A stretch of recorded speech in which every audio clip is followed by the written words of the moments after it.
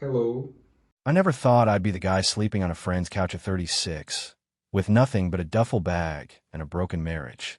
But when your wife of 5 years looks you dead in the eyes and says, either do as I say or pack your bags in front of your closest friends, something inside you breaks, and something else awakens. This is how I lost everything I thought mattered, only to discover what really does. My name is Ryan Anderson, and I'm about to tell you how my marriage fell apart and why walking away was the hardest and best decision I ever made.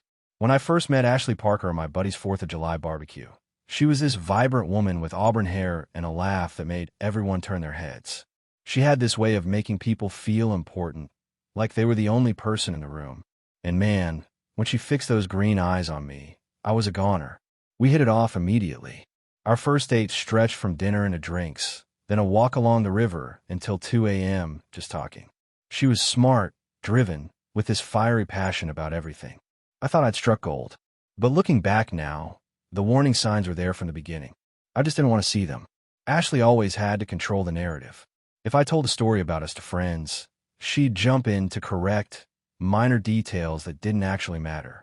At restaurants, she'd send food back if it wasn't exactly as she'd ordered it. When we disagreed, she wouldn't just express her opinion. She'd chip away at mine until I gave in.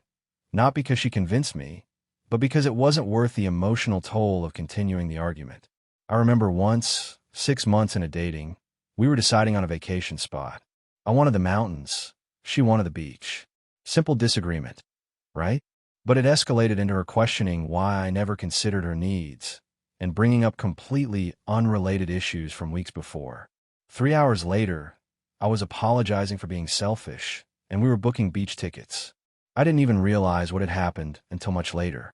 These weren't red flags to me then. They were just personality quirks. I figured every relationship requires compromise. Plus, when things were good between us, they were incredible.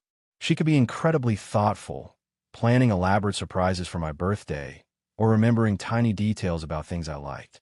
I was raised believing that a man provides, protects, and leads his household. My dad worked 60-hour weeks to keep food on our table while mom raised us kids. That's what I thought marriage was. The man handles business, and in return, he gets respect and trust to make decisions. Old-fashioned? Maybe. But that's what I brought into my relationship with Ashley. So when she said yes to my proposal after 18 months together, I thought we were on the same page about what our life would look like. I had a solid job in financial management, making enough for us to afford a nice 3-bedroom in a good neighborhood. I thought I was setting us up right. What I didn't understand then was that Ashley wasn't following my lead because she respected my role. She was just waiting for the right moment to change the rules of the game entirely. I proposed to Ashley after a year and a half together, on a boat at sunset. When she said yes, I thought we had the same vision for our future. Man, was I wrong. The wedding was perfect. Ashley made sure of that. Every detail had to be just right, from the exact shade of blue for the bridesmaids' dresses to the specific vintage of champagne we served. I didn't mind her taking charge of the planning. I figured that's what most women do. Looking back, I should have paid more attention to how she handled the small disagreements with vendors, always pushing until she got exactly what she wanted, regardless of cost or reason. We bought a 2-story colonial in a nice suburb of Boston. The mortgage stretched my budget, but Ashley insisted we needed to be in the right neighborhood. I took pride in providing this life for us. My father always said, "A man's worth is measured by how well he takes care of his family," and I believe that with every fiber of my being. I walked into marriage with pretty traditional ideas. I'd be the breadwinner, handling the major decisions and finances. Ashley would manage our home and social calendar. In return for providing financial security, I expected a certain level of respect and appreciation. When big decisions came up, I thought my role as provider would naturally give my opinion more weight. The first few months felt like a honeymoon extension. Ashley would have dinner ready when I got home from the office. We'd talk about our days, and weekends were spent fixing up the house or going out with friends. But underneath, Ashley was just playing a part. The sweet, supportive woman I dated was gradually revealing herself to be something else entirely. The change was so subtle, I barely noticed it happening. It started with small things. She questioned my decisions about investments or home repairs. "Are you sure that's the best way?" became her favorite phrase. At first, I appreciated what I thought was her interest in our shared life. But soon I realized she wasn't asking to understand. She was questioning my competence. When friends would visit, she'd tell stories that painted me as lovably clueless, needing her guidance to function properly. Ryan would be lost without me. She'd laugh, while I forced a smile, feeling increasingly uncomfortable. Ashley's temporary submission wasn't real. It was strategic. As long as I was fulfilling my role as provider, bringing home the paychecks that funded our lifestyle, she was willing to play along with the illusion that we were equals, or that I had any real authority in our marriage. What I didn't understand then was that dominant personalities don't soften after marriage. They might hide their true nature during dating, even during the early days of marriage, but eventually, the mask slips. I was about to learn this lesson the hard way, and it would cost me almost everything before I found my way back to myself. I remember that Monday morning vividly. March 15th, tax season was in full swing at our financial firm. I'd been putting in 60-hour weeks, coming home exhausted only to find Ashley irritated about something I'd forgotten or hadn't done right.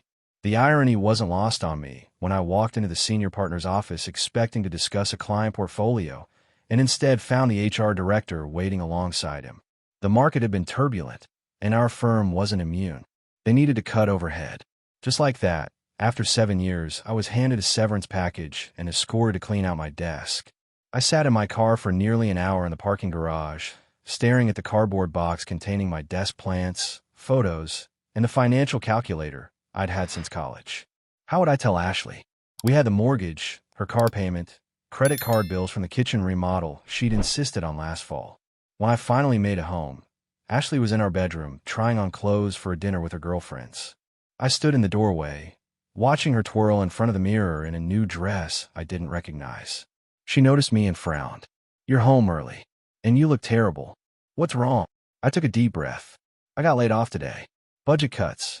Her face went through a series of expressions: surprise, confusion, and then something that looked like calculation. "Will you get severance? How long will it last?" Practical questions, but her tone was oddly detached, as if discussing a minor inconvenience. 3 months. I've already reached out to some contacts. I should find something before it runs out. I try to sound confident. Ashley nodded, turning back to the mirror. "Well, I guess I should cancel this weekend's trip to the vineyard with Melissa and Jake. And the kitchen backsplash will have to wait." I expected her to come over, maybe offer comfort or reassurance. She didn't. Instead, she checked her watch. "Look, I can't miss this dinner. It's for Jen's promotion. We'll figure this out tomorrow." She grabbed her purse and gave me a quick peck on the cheek. "Don't wait up. And Ryan, don't tell anyone about this yet. Okay? I don't want people talking." That night, alone in our house, I ordered pizza, cracked open a beer, and made a list of contacts to call. I fell asleep on the couch watching old reruns, trying to quiet the anxiety gnawing at my insides. The next morning, Ashley suggested we have a strategy meeting over breakfast. Her initial plan sounded supportive. We'd tighten our budget. I'd focus on job hunting. She'd pick up extra hours at her part-time job at the boutique downtown. For about 2 weeks, things were okay. Ashley asked about my applications, made me coffee before interviews, even left encouraging notes in my briefcase. The last genuine kindness I remember was when she made my favorite lasagna after a particularly promising second interview. Then the rejection email came from that company. "We've decided to go with a candidate whose experience better aligns with our needs." When I told Ashley, something shifted in her eyes. It was subtle, a spark extinguishing. That night, for the first time, she didn't sleep facing me. It was the beginning of the end, though I didn't know it yet. I had exactly 12 more weeks of severance, a dwindling savings account, and a wife whose warmth was fading faster than my job prospects. The clock was ticking. 1 month turned into 2, then 3. My severance was running out, and each passing day ratcheted up the tension in our home. I'd had a few interviews, even a second round with a smaller firm across town, but nothing had panned out yet. The shift in Ashley's behavior wasn't sudden. It was a gradual erosion, like water wearing away stone. She stopped asking how my job search was going. Instead, the questions became more pointed. "Did you follow up with that recruiter?" Or "How many applications did you send today?" Her tone implied I wasn't trying hard enough. Her language changed too. Our conversations no longer included we or us. Now it was all about what I needed to do, what I had failed to accomplish. The woman who once introduced me as my amazing husband now referred to me as Ryan in a flat, detached tone when talking to friends. I started noticing how she'd check her watch when I spoke about potential job leads, her eyes glazing over with disinterest. When bills arrived, she'd slap them down in front of me with a short, "These need to be paid," as if I'd forgotten our financial situation. The physical distance grew in tandem with the emotional one. Ashley began sleeping on the edge of the bed, her back to me. The casual touches, a hand on my shoulder as she passed, fingers brushing mine when handing me something, disappeared. I couldn't remember the last time we'd been intimate. When I reached for her one night, she stiffened and murmured something about being tired. Our home, once a place of comfort, became a battlefield of small skirmishes. If I left a coffee mug in the sink, Ashley would slam dishes around until I got the message. If I forgot to take out the trash, she wouldn't speak to me for hours. Every minor oversight became evidence of my broader failure as a husband and provider. One evening, I was cutting vegetables for dinner, one of my new responsibilities since Ashley was now working longer hours at the boutique. She walked in, took one look at the cutting board, and sighed dramatically. "That's not how you chop an onion," she said, taking the knife from my hand. "Here, I'll do it. Maybe focus on something you can handle." Something in me snapped. "Ashley, I know how to chop a damn onion." She looked at me with genuine surprise, as if she couldn't believe I'd pushed back. Then her expression hardened. "Well, excuse me for thinking you might want to do something right for once." She dropped the knife and walked out, leaving me standing there, knuckles white against the countertop. That night at dinner, she announced she'd be taking over the finances. Since I'm the one bringing in the steady income now, it makes sense for me to manage the money. I wanted to argue, but found myself nodding instead. What position was I in to object? She was right. She was the one keeping us afloat. And that's when I realized what had happened. In Ashley's eyes, I was no longer her equal partner. I was a disappointment, a burden, someone to be managed rather than respected. The man she'd married had been the financial manager, the provider, the decisive one. Without my job, that man no longer existed for her. The power dynamic had shifted completely, and I was losing myself in the aftermath. 5 months in unemployment, I was hanging by a thread. I had picked up some freelance financial consulting, nothing steady, but enough to contribute something to our dwindling accounts. Ashley had taken on more hours at the boutique and reminded me of this fact regularly. The NFL playoffs were underway, and for the first time in months, I felt a spark of normalcy when my buddy Mike suggested hosting the guys at our place for the Patriots game. Ashley surprisingly agreed, perhaps relieved to have me occupied while she went shopping with her sister. Game day arrived, and the living room filled with familiar faces: Mike, Dave, and Chris, guys I'd known since college. For a few hours, I wasn't the unemployed financial manager. I was just Ryan, arguing referee calls and demolishing hot wings like the old days. Ashley returned earlier than expected. I heard the garage door open during the third quarter, but was too caught up in a crucial play to greet her. She appeared in the living room doorway, arms full of shopping bags, surveying our spread of beer bottles and snack plates with thinly disguised disdain. "Ryan, come help me with the groceries," she called over the game commentary. At the next commercial break, I answered, eyes still on the screen. There was a moment of silence, and I could feel the temperature in the room drop. Ashley placed her shopping bags down deliberately and walked to stand between me and the television. My friends shifted uncomfortably on the couch. "I said now," she repeated, her voice eerily calm. "I need help with the groceries, and I need it right now." I gestured at the screen. "Babe, it's third down with 2 minutes left in the quarter. Give me 5 minutes." What happened next is burned into my memory. Ashley's eyes narrowed, and she planted her hands on her hips, looking down at me like a teacher at a disobedient child. "Either you come help me right now, or you can pack your bags and find somewhere else to sleep tonight." The room went dead silent. Even the TV commentators seemed to lower their volume. My friends became intensely interested in their beer bottles and phones, desperately trying to pretend they hadn't heard my wife threaten to kick me out of our house over grocery bags. I felt heat rise up my neck, a mixture of humiliation and rage. 5 pairs of eyes avoided meeting mine, my 3 friends, and even our 2 dogs seemed to sense the tension. "Guys, excuse me for a minute," I managed to say with forced casualness, rising from my seat. In the kitchen, Ashley was already unloading bags, slamming items onto the counter. I closed the door behind me. "What the hell was that?" I kept my voice low. "What?" She didn't look up. "I asked for help, and you ignored me. You just threatened to throw me out in front of my friends." Ashley rolled her eyes. "Don't be so dramatic. I was making a point. The point that you think you can talk to me like I'm a child, or the point that you believe you have the right to kick me out of our home." She finally turned to face me. "Our home. Let's be clear, Ryan. I'm the one keeping this household running right now. I'm the one making sure the bills get paid while you watch football with your buddies."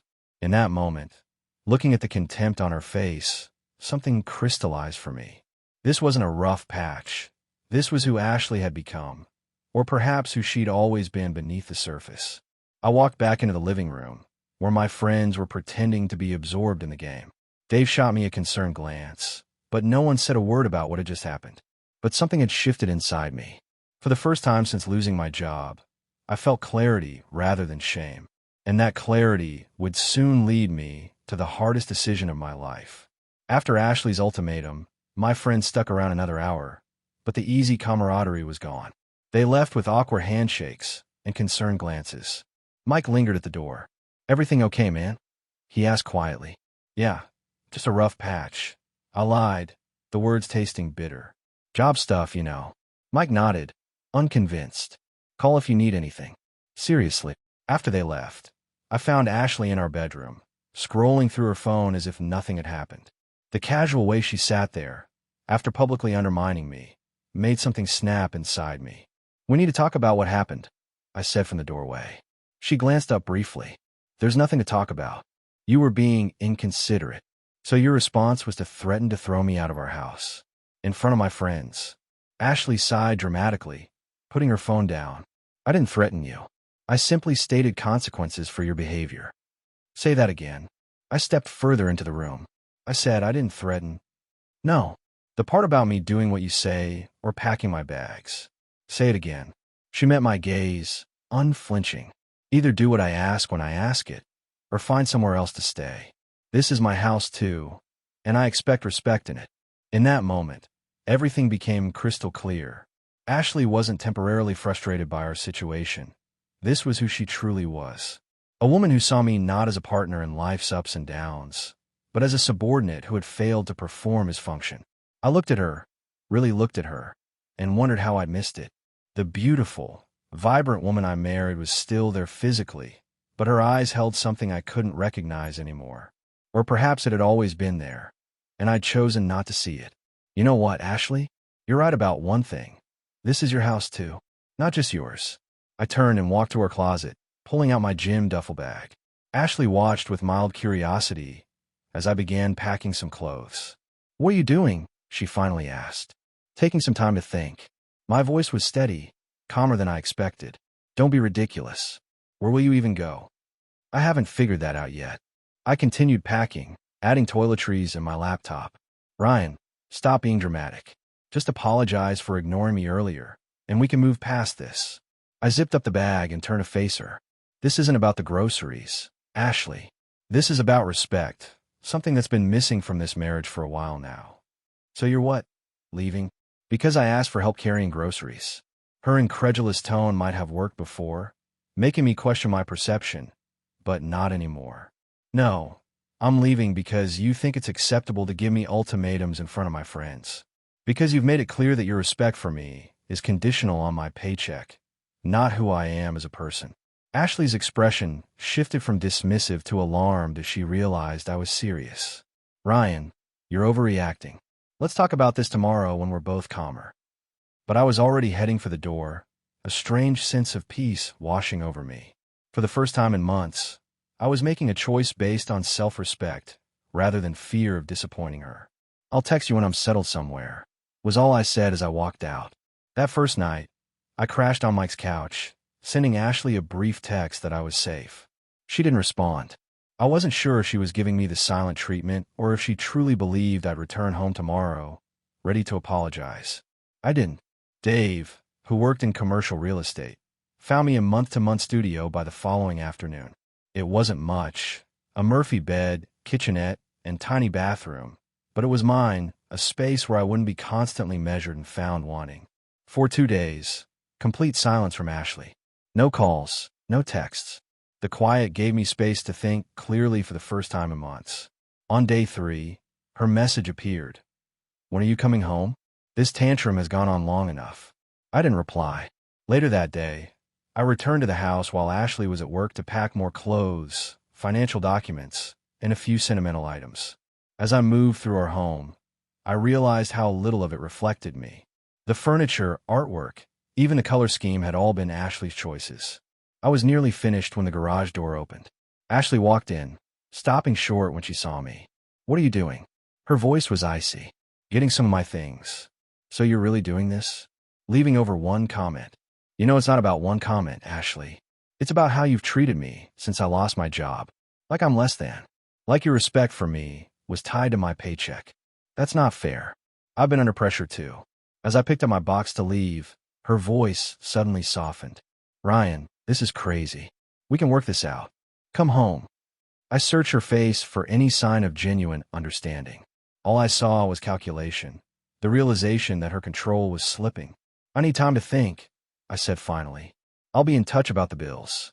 Back in my tiny studio, I sat on the edge of the bed, wondering if I'd made an enormous mistake. I had no real plan, dwindling savings, and a marriage that might be beyond saving.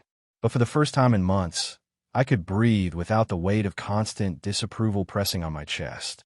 That night, I pulled out my laptop and created a spreadsheet of my finances. The numbers were sobering, but not hopeless. I had enough runway to figure out my next steps. I was on my own now, walking into uncertainty. But at least I was walking on my own terms, with my dignity intact. The first weeks on my own were brutal. My freelance income barely covered rent and utilities, leaving little for food and nothing for savings. I survived on instant noodles, peanut butter sandwiches, and the occasional pizza when a new client paid. Pride kept me from asking friends for financial help. They knew I'd left Ashley, but not the full extent of my struggle. When we met for beers, I'd nurse one drink all night, claiming I was cutting back for health reasons. One rainy Tuesday, my car wouldn't start. The mechanic's diagnosis, $800 for a new alternator. Money I didn't have. For the next month, I took buses and walked everywhere, adding hours to my daily commute between client meetings. I hit rock bottom the day my laptop, my lifeline of freelance work, died. I sat in my studio apartment, staring at the black screen, and for the first time since leaving Ashley, I questioned my decision. One call, and I could be back in our comfortable home, with working appliances and a fully stocked fridge. Instead, I pawned my grandfather's watch, the one possession I promised myself I'd never part with. The $300 bought me a refurbished laptop that kept my business afloat. Every job application I sent out came back with rejection or silence. The financial industry was still recovering, and firms were hesitant to hire. I expanded my search, applying for positions I would have scoffed a year earlier. Then came an unexpected opportunity. A former client called about a part-time bookkeeping position at his auto repair shop. The pay was modest, but it offered stability my freelance work lacked. "It's not fancy," he warned, "but it's honest work." I took immediately. For the first time in my professional life, I was balancing books for mechanics with grease-stained hands, working in a small office that smelled of motor oil and coffee. The old Ryan would have seen this as a massive step down. The new Ryan was grateful. The shop owner, Frank, became a mentor of sorts. A divorced man in his 60s, he recognized something in me. The look of someone rebuilding from scratch. "Rock bottom makes a solid foundation," he'd say, passing me a wrench when they needed an extra hand. Nowhere to go but up. Slowly, my finances stabilized. I could afford decent groceries, get my car fixed, and even set aside a small emergency fund. I was no longer drowning. I was treading water. The strange thing was, despite working harder for less money than ever before, I started sleeping better. The constant knot in my stomach, the one I'd carried throughout the last months with Ashley, began to loosen. I wasn't thriving yet, but I was surviving on my own terms. And somehow, that felt like more of an achievement than any of my previous career successes. 3 months after walking out, I was finally finding my footing. My job at Frank's auto shop had expanded to include managing their customer accounts, and I'd moved to a slightly better apartment, still small, but with an actual bedroom separate from the living space. That's when the divorce papers arrived. I shouldn't have been surprised. Ashley and I had barely communicated beyond terse texts about financial matters. Still, seeing our names on legal documents made it real in a way nothing else had. I signed them within a day and sent them back. The next morning, my phone exploded with messages and calls from Ashley. I let them go to voicemail, but eventually answered when she called for the 5th consecutive time. "You just signed them?" Without even talking to me. Her voice wavered between anger and disbelief. "What's there to discuss, Ashley? We haven't had a real conversation in months. I thought the papers would wake you up, make you realize what you're throwing away." I sat down heavily on my couch. "You sent divorce papers as a manipulation tactic?" "I sent them because I thought you needed a reality check. This has gone on long enough, Ryan. You've made your point. It's time to come home." "My point? What exactly do you think my point is?" "That you were upset about how I spoke to you. That you needed space. That your pride was hurt. I get it, okay? I shouldn't have said what I said in front of your friends." Her words were conciliatory, but something was missing. Any acknowledgement of the deeper issues. Any recognition that her behavior reflected a fundamental lack of respect. "Ashley, this isn't about one incident. It's about what our marriage became." "What it became? You mean after you lost your job and stopped trying? After I had to carry everything while you wallowed?" And there it was, the truth beneath her facade of reconciliation. In her mind, I was still the failure who couldn't provide, who deserved her contempt. "I think signing those papers was the right decision," I said quietly. That unleashed a torrent. She swung between accusations. "You abandoned our marriage." Guilt trips. "What am I supposed to tell my parents?" And sudden sentimentality. "Remember our honeymoon? We were so happy." Finally, she resorted to practical matters. "Do you know how complicated it will be to divide everything? The house. The investments. I'm sure our lawyers can figure it out." "You can't afford a lawyer," she scoffed. "Goodbye, Ashley," I said, and ended the call. The calls and texts continued for weeks. When I didn't respond, she enlisted mutual friends to check on me and report back. Some were obvious in their missions. Others were more subtle, casually mentioning how concerned Ashley was, how she wasn't herself lately. I maintained my boundaries. Ashley's reaction only confirmed what I already knew. She didn't want me back because she valued me. She wanted back the man who wouldn't challenge her control. That man no longer existed. 1 year after walking out of my marriage, I stood in the doorway of my new apartment, a real 1-bedroom in a decent neighborhood. Not as luxurious as the home I'd shared with Ashley, but entirely mine, paid for with honest work and free from the weight of conditional acceptance.